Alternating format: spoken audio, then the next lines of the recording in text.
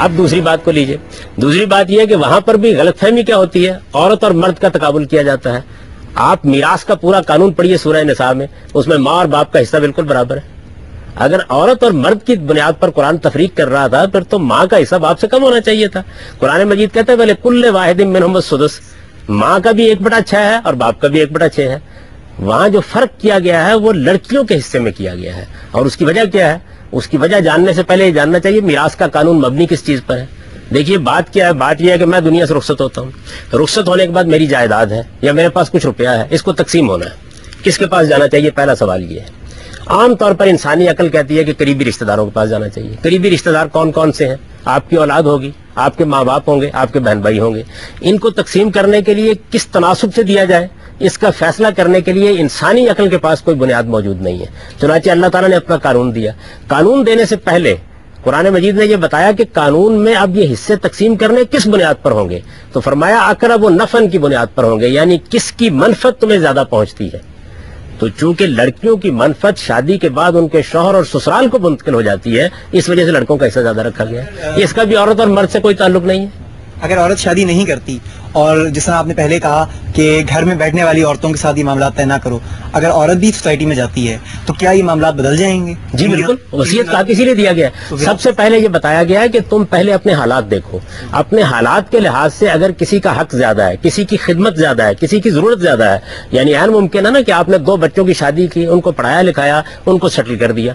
آپ کا ایک چھوٹا بچہ ہے تو اس کی ضرورت ہے یہ کہ اس کی تعلیم ہو, آپ اس کے لیے وصیت کر رہے ہیں, آپ اپنی بیٹی کے لیے وصیت کر رہے ہیں, تو پہلے یہ بتایا کہ اپنے حالات کو دیکھ کر وصیت کرو. وصیت کر دینے کے بعد اگر آپ نے اپنے حالات کے لحاظ سے اور اس شخص کے حالات کے لحاظ سے دے دیا ہے, اب اللہ تعالیٰ کی تقسیم سامنے آئے گی, اور اللہ کی تقسیم پھر اس عمومی اصول پر ہوگی جو اس دنیا کے اندر کام ہے. آپ پوچھیں سر. جس طرح سے آپ کہہ رہے ہیں کہ اسلام میں عورتوں کو بالکل صحیح حقوق دیے گئے ہیں, تو پھر سر آج دنیا میں ہم لوگوں کو بتانے میں اتنا ناکام کیوں ہو رہے ہیں؟ آج کیوں ویسٹرن میڈیا اتنا اس بات کو مطلب اس بات کو ایشو کو اٹھا رہا ہے کہ عورتوں کو حقوق نہیں دیے جا رہے ہیں؟ اسلام اس قدر بدنام کیوں ہو گیا پھر؟ یہ بات یہ ہے کہ اس کی 2 وجوہ ہیں. ایک وجہ تو یہ ہے کہ خود اسلام کو پیش کرنے والے لوگوں نے اس کو اس کی صحیح اسپرٹ سے پیش ہی نہیں کیا, ایک وجہ یہ ہے. اور دوسری وجہ یہ ہے کہ مغربی تہذیب اور مغربی ذہن کا ارتقاء اس طریقے سے ہوا ہے کہ وہ خاندان کے ادارے کو تسلیم نہیں کرتے. اصل میں خاندان کے ادارے کو تسلیم کریں, قانون بالکل اور بنتا ہے. ان کے ہاں بنیادی اصول یہ ہے کہ ایک مرد و عورت نے تعلق پیدا کیا, بچہ پیدا ہوا, اس کے بعد ٹھیک ہے پرورش ہو جائے گی اس کی. اسلام بچے کو ماں اور باپ سے محروم نہیں کرنا چاہتا, بوڑھے والدین کو ان کی اولاد سے محروم نہیں کرنا چاہتا. میں نے اسی وجہ سے تمہید میں یہ عرض کیا تھا کہ اگر انسان ناتواں پیدا نہ ہوتا اور بڑھاپے کی عمر کو نہ پہنچتا, جوانی میں آتا اور جوانی میں رخصت ہو جاتا, تو مرد و عورت کے آزادانہ اور برابری کے جنسی تعلق کی بنیاد پر نظام بنتا. پھر اللہ تعالیٰ یہ قانون نہ بناتا. بچے کو تحفظ دینے کے لیے اور بوڑھے کو بچے فراہم کرنے کے لیے یہ پورا کا پورا نظم بنایا گیا ہے. اس نظم کو اصل میں سمجھنے کے لیے لوگ تیار نہیں ہیں. اس میں فرق مراتب قائم کیا گیا ہے, باپ کا رشتہ قائم کیا گیا, ماں کا رشتہ قائم کیا گیا, بڑے بھائی اور بڑی بہن کا رشتہ. میری بڑی بہن ہے, میری بڑی بہن کی حیثیت سے میری ماں کے برابر ہے. وہ میرے منہ پر تھپڑ مار دیتی ہے, وہ مجھے تنبیہ کرتی ہے, وہ مجھے تعریف کرتی ہے, میں اس کو اپنی عزت سمجھتا ہوں. یہ اصل میں وہ تہذیب تھی جو اسلام نے قائم کی. اس تہذیب کو جب تک آپ پوری طرح نہیں سمجھ لیں گے, نہ آپ کی سمجھ میں بیوی اور میاں کا رشتہ آئے گا, نہ اولاد اور والدین کا آئے گا. مغرب میں تو والد کا بھی تعدیب کا حق ختم کر دیا گیا ہے. تو یہ بات ہمیں سمجھانی ہے. میں آپ سے گزارش کروں گا ایک لمحے کی, ہماری تہذیب میں اور ان کی تہذیب میں 3 بنیادی فرق ہیں, ان کو نوٹ کر لیجئے. اس پر ہمیں لڑنا ہے اور جنگ کرنی ہے پوری قوت کے ساتھ. ایک فرق مراتب کا, ہم رشتوں میں فرق کے قائل ہیں, اس کو انسانیت کی ضرورت سمجھتے ہیں, یہ جانتے ہیں کہ اس کے بغیر انسانیت برباد ہو جائے گی اگر یہ فرق قائم نہ رکھے گئے. فرق مراتب کے ساتھ ہم چونکہ خاندان کا ادارہ قائم کرتے ہیں تو دوسرا اصول ہمارا حفظ فروج ہے.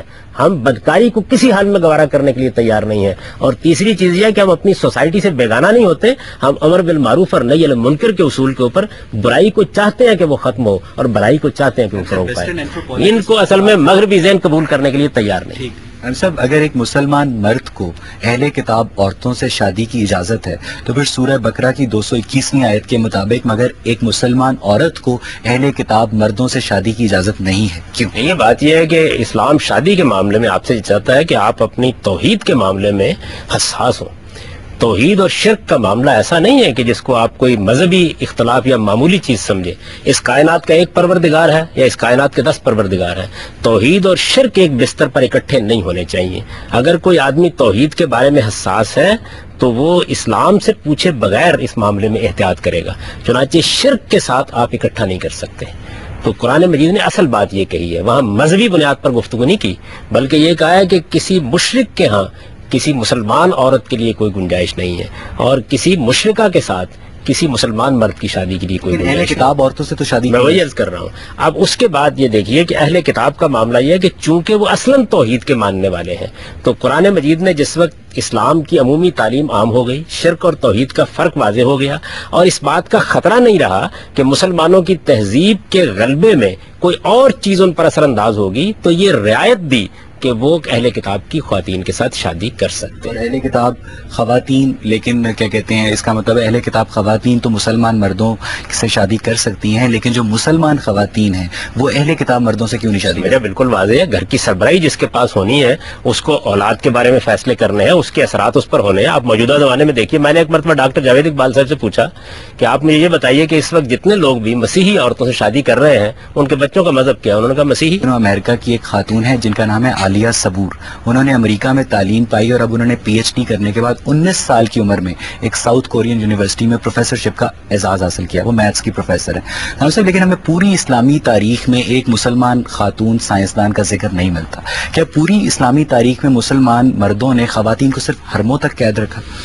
دیکھیے جی, بات یہ ہے کہ اس کا تعلق مسلمان یا غیر مسلم سے نہیں ہے, اس کا تعلق اس سے ہے کہ آپ نے کیا نظم سوسائٹی کا قائم کیا تھا. نبی صلی اللہ علیہ وسلم کے بعد کیونکہ ملوکیت قائم ہو گئی, ملوکیت کا یہ ایک بڑا فساد ہوتا ہے کہ اس کے اندر علوم اپنی صحیح سمت میں ترقی نہیں کر پاتے.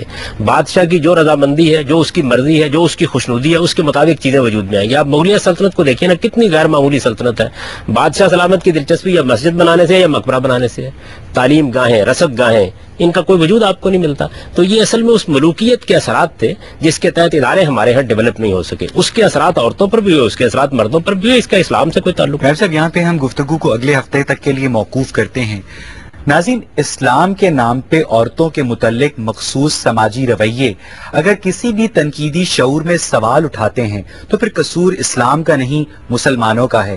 اور ویسے بھی 21ویں صدی کے لاہور کو 8ویں صدی کے بغداد میں تبدیل کرنے پہ اصرار نہ صرف اسلام کی اجتہادی روح کی نفی کرتا ہے بلکہ عورتوں کے ان بنیادی حقوق سے پہلو تہی بھی کرتا ہے جن کی فراہمی کو پیغمبر اسلام اور خلفائے راشدین نے خدا کے احکامات کی روشنی میں یقینی بنایا. اور اب سوال محکومیت کا نہیں مظلومیت کا ہے, کیونکہ عورت مذہب کی وجہ سے محکوم نہیں بلکہ سماج کی جہالت کی وجہ سے مظلوم ہے. اگلے ہفتے ہم اسی پروگرام میں اس گفتگو کو مزید آگے بڑھائیں گے. تب تک کے لیے مجھے اور پروگرام غامدی کی پوری ٹیم کو اجازت دیجیے. خدا حافظ.